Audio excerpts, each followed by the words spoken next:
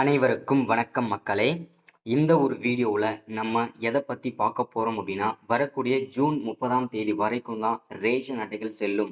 அதற்கு அடுத்து நீங்கள் இதை கண்டிப்பாக செஞ்சு ஆகணும். இல்லைன்னா உங்களுடைய ரேஷன் அட்டைகள் ரத்து செய்யப்படும், கேன்சல் செய்யப்படும் சொல்லிட்டு தமிழக அரசு அதிரடி முடிவு எடுத்திருக்கிறாங்க. எதனால இந்த ரேஷன் அட்டைகள் செல்லாது அப்படின்னு சொல்லியிருக்காங்க. அதுவும் குறிப்பா இந்த NPHH, PHH, AAY இந்த 3 வகை அட்டைகளுக்கு தான் ரொம்ப குறிப்பாக சொல்லியிருக்காங்க. அது மட்டும் ரொம்ப ரொம்ப இம்பார்ட்டண்டா சொல்லியிருக்கிறாங்க. சரிங்களா? கட்டாயம் அவசியம் இதை பண்ணணும்னு சொல்லியிருக்காங்க. அது என்ன அப்படின்னு கேட்டீங்கன்னா, கைரேகை பதிவு செய்யணும். ஓகேங்களா? ஸோ இந்த கைரேகை எதற்காக அவசியமா பதிவு செய்யணும் அப்படின்றதுக்கான அப்டேட்டை பத்தி பார்க்க போறோம். ஸோ அதை தொடர்ந்து பார்த்தீங்கன்னா ஆதார் அப்டேட் செய்யணும், மொபைல் நம்பர் அப்டேட் செய்யணும். இதை பத்தின முதல் அப்டேட்டை பார்க்கலாம்.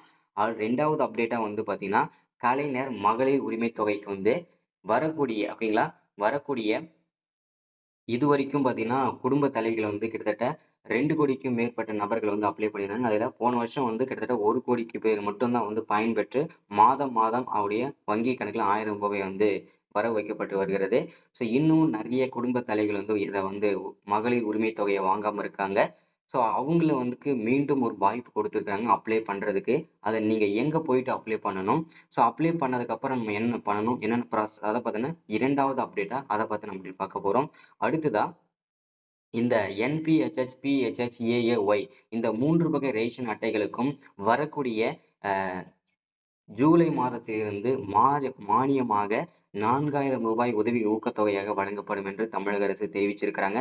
அதை எப்படி அந்த ஸ்கீமை நம்ம பயன்படுத்தணும், அதே மாதிரி அந்த 4000 ரூபாயை நாம் எப்படி பெறணும் அப்படின்றதுக்கான முழுமையான அப்டேட்டை பத்தி எல்லாமே தெளிவா துல்லியமா பார்த்து தெரிஞ்சுக்க போறோம். சரிங்களா?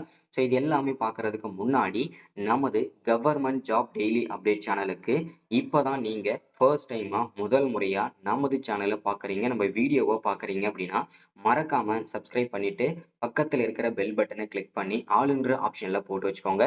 அப்பதான் நம்ம போடக்கூடிய அரசு துறையில இருந்து வரக்கூடிய எல்லா விதமான கவர்மெண்டோட ஜாப்ஸ் அப்டேட்ஸ் நோட்டிபிகேஷன் இது எல்லாமே நீங்க உடனுக்குடனே நமது சேனல்ல ஈஸியாவே துல்லியமாவே தெரிஞ்சுக்க முடியும். சரிங்களா? ஸோ அது மட்டும் இல்லாம உங்களுடைய ஃப்ரெண்ட்ஸ், ரிலேட்டிவ்ஸ், கான்டாக்ட்ல இருக்கிறவங்க எல்லாருக்குமே ஷேர் பண்ணீங்கன்னா ரொம்ப ரொம்ப ரொம்ப பயனுள்ளதாவே இருக்குங்க. சரிங்களா?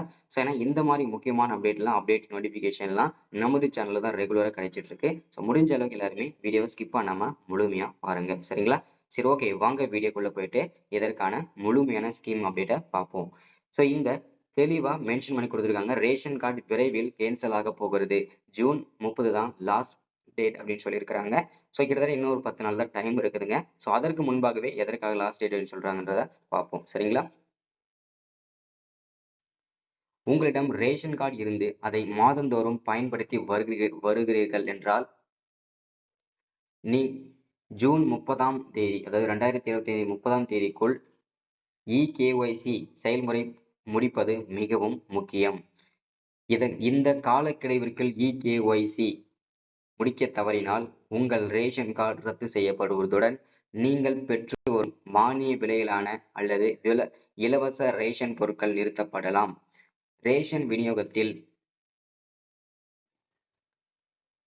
விநியோகத்தில் வெளிப்படைத்தன்மையை மேம்படுத்தும் ஊழலை ஒழிப்பதுமே இந்த KYCயின் முதன்மை நோக்கமாகும்.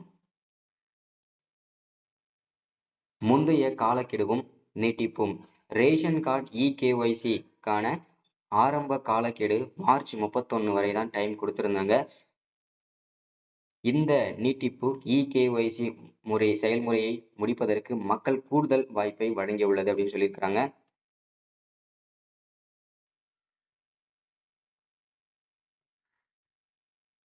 காலக்கெடுவிற்குள் EKYC இணங்க தவறினால் இலவச ரேஷன்கள் நிறுத்தப்படலாம். அத்துடன் நீங்கள் பல்வேறு அரசு திட்டங்களுக்கு தகுதி இழப்பு ஏற்படலாம். மேலும் ஒரு முறை ரத்து செய்யப்பட்ட உங்கள் ரேஷன் கார்டை மீண்டும் செயல்படுத்துவது என்பது ஒரு நீண்ட கால சிக்கலான செயல்முறையை உள்ளடக்கம் என்பதால் இந்த செயலை தாமதப்படுத்தாமல் உடனே முடிப்பது நல்லது அப்படின்னு சொல்லியிருக்கிறாங்க. ஓகேங்களா?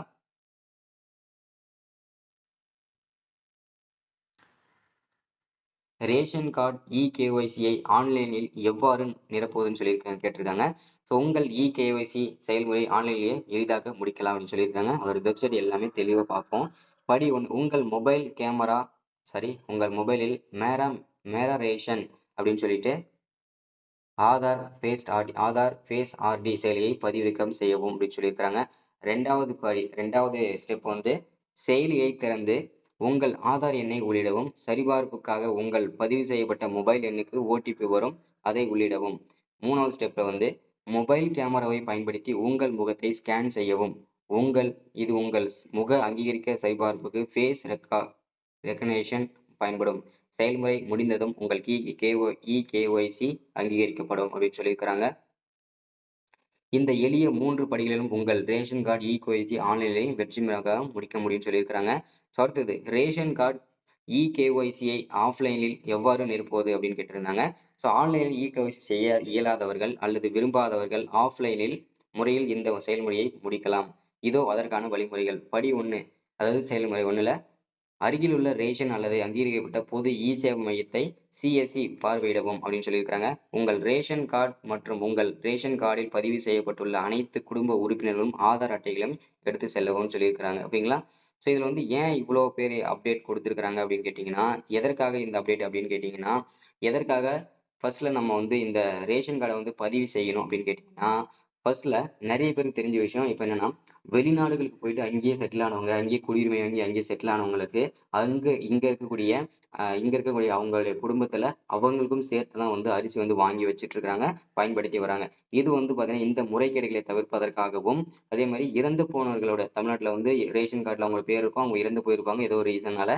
அவங்க வந்து அவங்களுடைய பெயர் வந்து நீக்காமலே இது வரைக்கும் பாத்தீங்கன்னா அவங்களுக்கும் சேர்த்துதான் வந்து பாத்தீங்கன்னா அரிசி வந்து வாங்கிட்டு இருப்பாங்க இங்க தமிழ்நாட்டில் இருக்கக்கூடிய குடும்ப அவங்களுடைய குடும்பத்துல. இந்த முறைகேடுகளை எல்லாமே தவிர்ப்பதற்காக தான் இந்த ஸ்கேன், அதாவது கைரேகை பதிவு செய்யும் திட்டத்தை வந்து அறிமுகப்படுத்தியிருக்கிறாங்க. இந்த கைரேகை பதிவு செய்யும் முறையை வந்து இந்த மாதத்தோட 30ஆம் தேதிக்குள்ள நீங்க முடிச்சிடணும். ஓகேங்களா? கைரேகை பதிவு செஞ்ச உடனே உங்களுடைய ஆதார் கார்டையும் அப்டேட் செய்யணும். அதே மாதிரி உங்களுடைய மொபைல் நம்பரும் அப்டேட் செஞ்சிடணும். சரிங்களா? கைரேகைன்றது இப்போ ஒரு குடும்பத்துல 5 பேர் இருக்கீங்கன்னா அந்த 5 பேருமே கைரேகை பதிவு செய்யணும், 5 பேருமே ஆதார் அப்டேட் செய்யணும், 5 பேருமே மொபைல் நம்பர் அப்டேட் செய்யணும். ஒரு குடும்பத்துல ஒரு மொபைல் நம்பர் இருந்தாவே போதுமானது. ஓகேங்களா? இது எல்லாமே ரொம்ப அவசியமானது. இது வந்து ரேஷன் அப்டேட்டோட முடிஞ்சிச்சு. அடுத்ததா கலைஞர் மகளிர் உரிமை தொகை. இந்த கலைஞர் மகளிர் உரிமை தொகையை பொறுத்த வரைக்கும் 2024 அறிமுகப்படுத்தப்பட்டது. இதுல வந்து கிட்டத்தட்ட 2,83,00,000 பேருக்கு மேல வந்து பாத்தீங்கன்னா அப்ளை பண்ணியிருந்தாங்க. அதுல கிட்டத்தட்ட 1,83,00,000 பேர் மட்டும்தான் இதற்கு வந்து தகுதி பெற்று மாதம் 1000 ரூபாய் வந்து அவங்களுடைய வங்கி கணக்குல வந்து வரவு வைக்கப்பட்டு வருகிறது மாதம். இன்னமும் நிறைய பேர் ரிஜெக்ட் ஆனாங்களே, கிட்டத்தட்ட 1 கோடிக்கு மேற்பட்ட நபர்களை வந்து குடும்ப தலைவிகள் வந்து ரிஜெக்ட் ஆனாங்க இல்லையா, அவங்களுக்கு மீண்டும் ஒரு வாய்ப்பாக கொடுத்திருக்கிறாங்க. மீண்டும் ஒரு வாய்ப்பு ஒவ்வொரு மாவட்டத்தோட தாலுகா ஆபீஸ்லயுமே இந்த முகாம்கள் நடக்குது. அந்த முகாம்ல போயிட்டு நீங்க மீண்டும் விண்ணப்பிச்சுக்கலாம் அப்படின்னு சொல்லியிருக்காங்க. அதே மாதிரி நீங்க ஏற்கனவே ரிஜெக்ட் ஆனவங்களும் சரி, அப்ளை பண்ணாம இருந்தவங்களும் சரி, புதுசா ரேஷன் அட்டை வாங்கினவங்களா இருந்தாலும் சரி, நீங்க விண்ணப்பிச்சுக்கலாங்க. சரிங்களா? விண்ணப்பிக்கும் போதே உங்களுடைய மொபைல் நம்பர், ஆதார் நம்பர், அதுக்கப்புறம் பாத்தீங்கன்னா பேங்க் அக்கௌண்ட்ல இணைச்சிருக்கணும். இது ரொம்ப ரொம்ப அவசியம். இதெல்லாம் வந்து ரிஜெக்ட் பண்ணுவாங்க. அதெல்லாம் கண்டிப்பா இதெல்லாமே கரெக்டா மஸ்டா வச்சுக்கோங்க. சரிங்களா? இன்னைக்கான வீடியோ அப்டேட் ஸ்கீம் இதுதான். மறக்காம சப்ஸ்கிரைப் பண்ணுங்க, லைக் பண்ணுங்க, ஷேர் பண்ணுங்க. அடுத்து ஒரு முக்கியமான வீடியோல சந்திக்கிறேன். தேங்க்யூ.